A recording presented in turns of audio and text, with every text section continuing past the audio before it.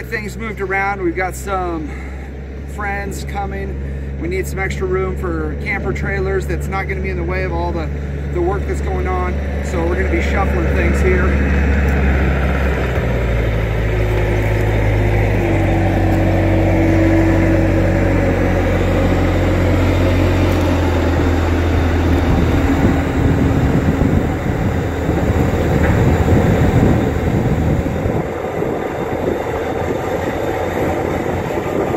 Get the sawmill moved and the horses moved, and then we put some trailers in here, and at least stuff won't be in the way of construction and other things that are going on.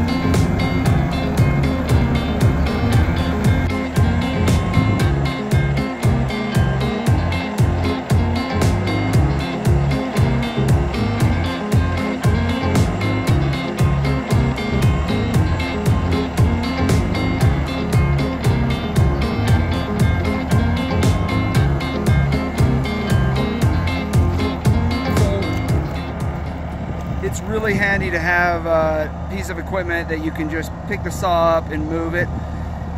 As transitional as we are right now, trying to get different things done at different times, it's been really nice to have that flexibility. The saw was sitting there because we had snow everywhere else and we wanted to get some cutting done. But now I need that space for camp trailers, for other people that are coming to visit, so we can quickly move it, and then later we can get it set up, get it ready to cut some more timbers.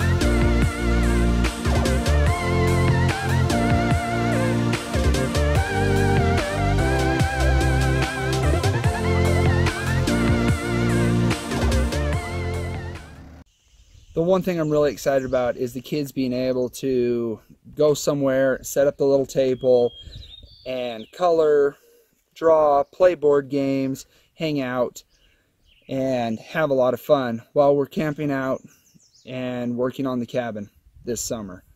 So between this pop-up and another camper trailer, those two will be some temporary living.